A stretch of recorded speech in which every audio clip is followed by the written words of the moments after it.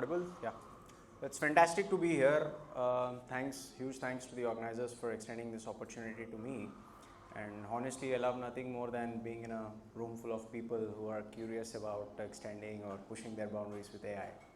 So I'm Sai Bhavan Narayan, and I currently work at GlobalLogic, Hitachi. And I'm just part of a team where we are building a world-class AI-powered learning experience platform. So I just get to work with AI, DevOps, and cloud pretty much every day. And it's an exciting space to be where we are not just building features, we are just trying to rethink how people learn using AI. Right. So let's get started. So I think a lot of us are curious on AI, LLMs and stuff, but when we hear words like Agentic, agents, MCP, tools, memory, it starts to feel a bit intimidating, right? So it feels like we need PhD in computer science just to get started, right? So that's exactly why I chose Langflow for today's topic, because Langflow democratizes agentic AI development, right? Because honestly, if you have never written any code in Python or never wrestled with any frameworks like LangChain, you can still build sophisticated agentic AI workflows using Langflow's drag and drop simplicity, right? So let's get started. So I think over the next 30 minutes, we are going to see few things in the agenda. So we are going to see how AI is transforming the workforce across industries and organizations. We are going to demystify agentic AI. Let's have a definition for this and how it is different to or compared to the traditional AI technologies, right? And what are agents and stuff. I think Dev has already given a good prerequisite there.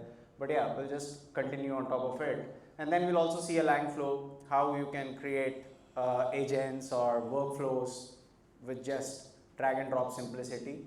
And I also have a small demo that I've created using a DevOps agentic assistant using Langflow, which I would like to demonstrate. Yes, so let's get started, and this is my favorite part. This is not a lecture, so if you're curious about anything, please raise your hand, or if you want to challenge something, please speak up, let's make this as a conversation, not just as a monologue, right? So before we move into the technical magic of agentic AI, let's ground ourselves into reality, because what I'm going to show is not just science fiction, it's happening in organizations just like yours, right? And I'm going to refer to an interesting stat, right, which has come from McKinsey, and it says in the last financial year, over 44% of the companies have reskilled more than 10% of their workforce. And what stopped me in my tracks is the same report says in the next 3 years, 1 in every 5 companies, 20%, 1 in every 5 companies are looking to reskill more than 50% of their workforce in AI, right? Think about it for a moment. It's not about reskilling few developers or using some AI in their existing products, right? It's fundamentally transforming to use AI across industries, right? And let's see what triggered this transformation. And again, I'm referring to the same chart. So if you see, traditionally, historically, the growth of AI largely has been consistent, modest growth. It's useful, but nothing revolutionary. But then came, you see, 2023, when Gen AI boom has actually come. That's where, you're able to see the steep upward curve, right? So that's not hype. That's real deployment. That's real impact, right? So maybe it's transforming how, it's transforming to use AI first thinking across, business, in the business strategy probably, right? So, and this is where things gets interesting because, this is all where you all come into the picture, because while most of the organizations and teams are writing better prompts, optimizing them, using LLMs, ChatGPT, the forward-thinking organizations are asking the next big questions. How about using AI for probably to make it remember the context across the conversations? How about using AI along with tools in order to make sure AI takes the action rather than just giving you the advice? How about using AI for executing more complicated workflows, right? So that's about, that's where agentic AI comes into the picture. It's not just about giving better responses. It's about using AI system for planning, reason, and act autonomously in order to achieve specific goals, right?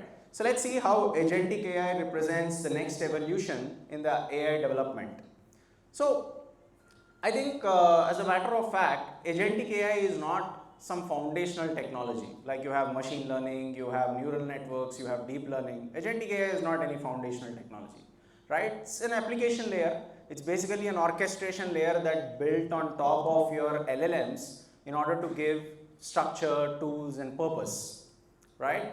And let me bring you another interesting stat. Again, this also comes from the same report of McKinsey, and it says most of the AI implementations in the industry across marketing, IT, finance, majorly are classified into two different categories. By and large, today also the story is the same, right? It's majorly content generation, where you probably, I think, write code, create marketing campaigns and stuff, and then you have content understanding, where you analyze your reports, ask questions, So these are useful, but they're reactive. I mean, you input your prompt, you get a response, right?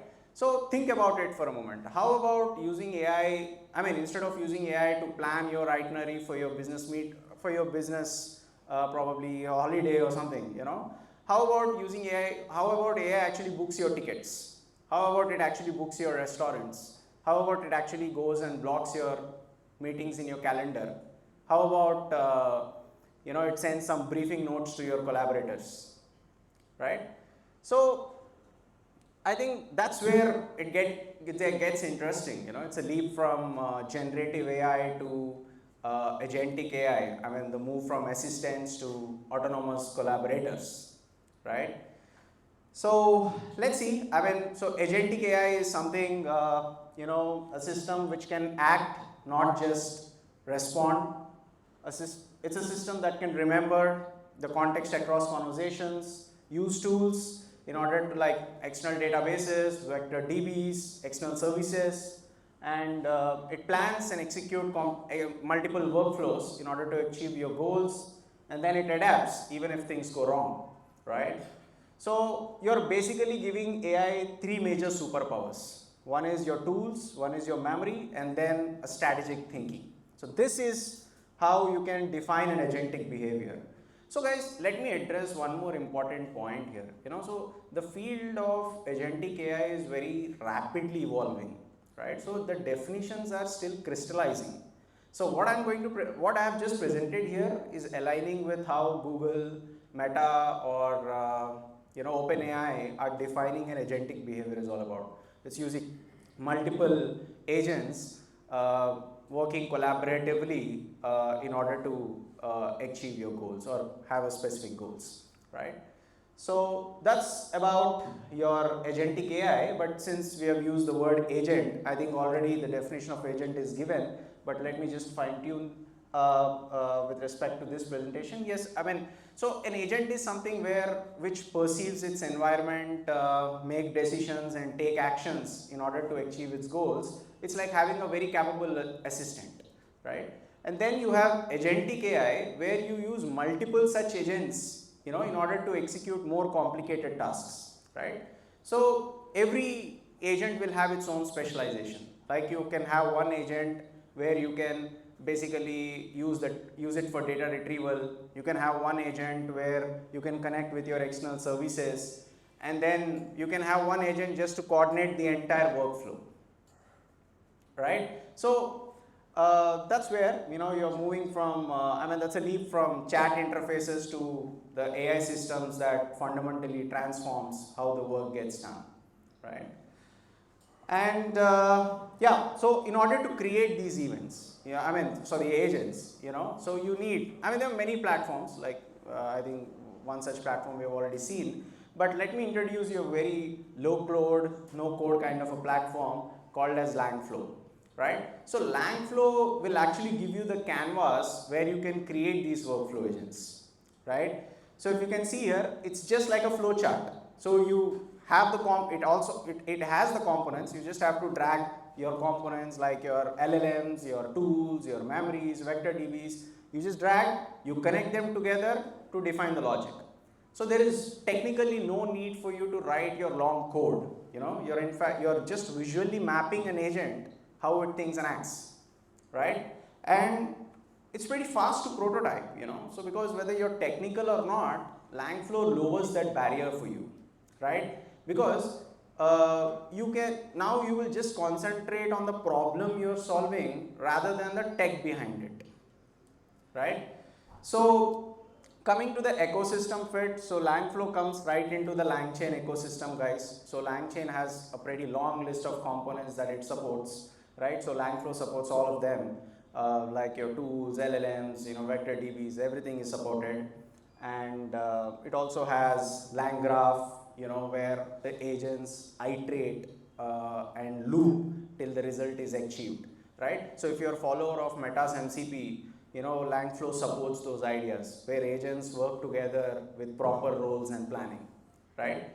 And coming to a small bit on the architecture, guys. So I think whatever you create in Langflow, the visual canvas you create gets transformed into your LangGraph execution plan, and then it continuously iterates. The agent keeps on iterating, orchestrating, looping till your result is achieved. Of course, the latency will be there, but yes, that's how it is.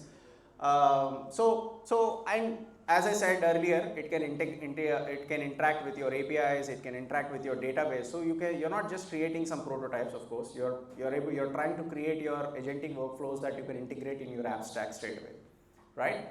So that's how Langflow bridges the gap between agentic theories into practical workflows, right? So let me show you a small demo, guys, which we have just built with Langflow. Let me show you that platform.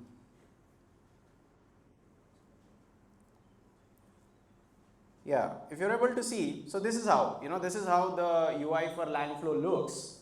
And this is where you can get the components, whether you're having an input, whether you're having LLM, whether you're having some routers, OpenAI you want to support. It supports most of them, vector stores, models, embeddings. You just have to drag and drop, and your agents. So I have just dragged and dropped one agent. Sure. Yeah, so I just created one coordinator agent, and the model it is running on GPT-4o, which is a bit powerful model. And I created some prompt where I just wrote it like, you're the orchestrator agent, and where you have to just find some internal, I just connected another agent that connects internal database. So I'll show you that. So I said your first job is to go to your internal knowledge check and get some data from it.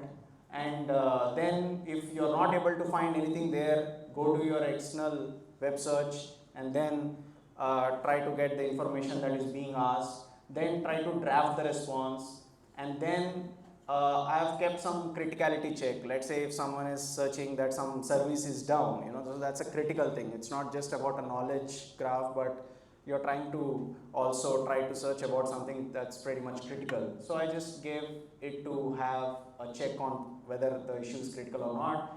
And then I also created another flow where you send the response before going to the user to an evaluator, so that there will be something like a gatekeeping that will check before the response is going in front of the user.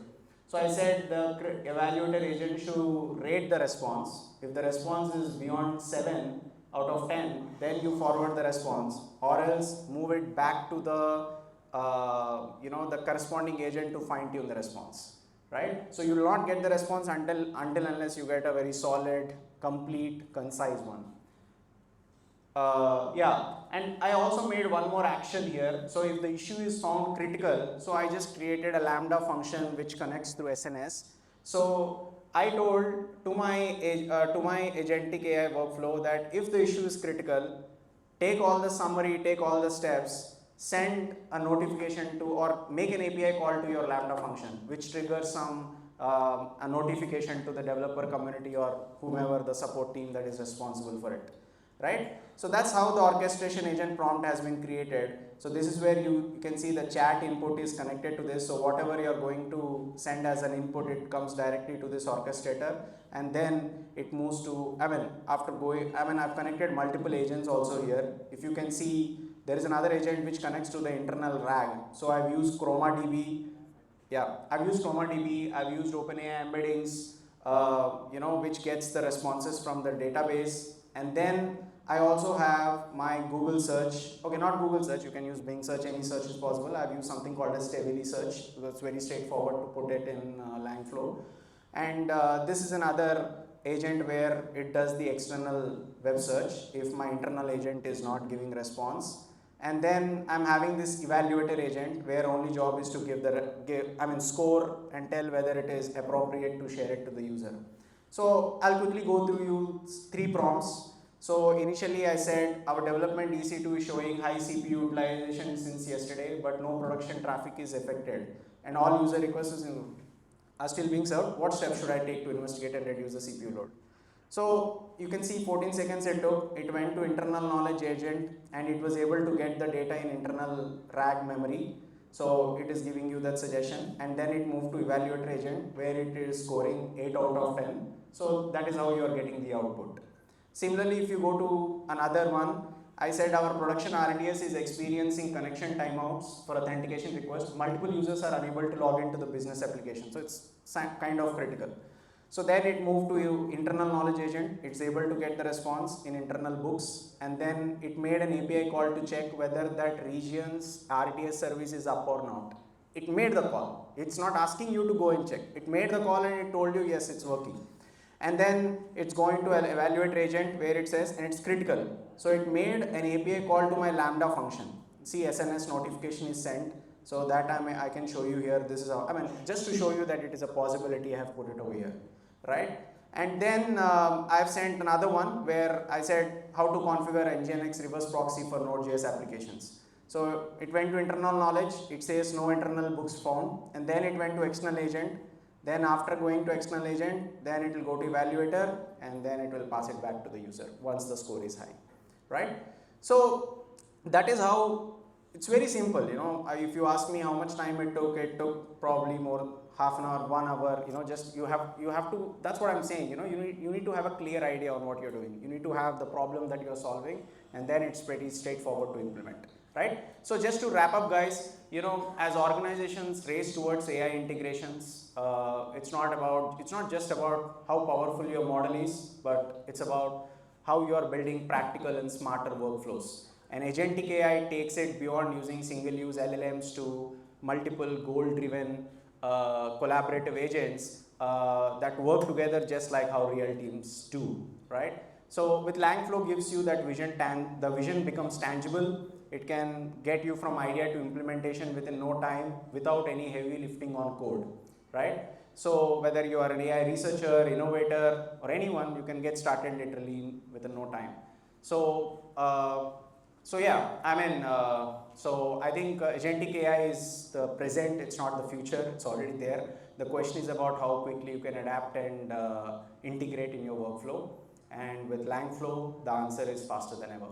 Right? Thank you. Thanks a lot for your time, and please connect with me. The PPT slides, everything is there as part of the QR code. If at all you want to know more about low-code platforms, Agentic, it would be a great thing to collaborate and connect. Thank you everyone for your time. Any questions? If at all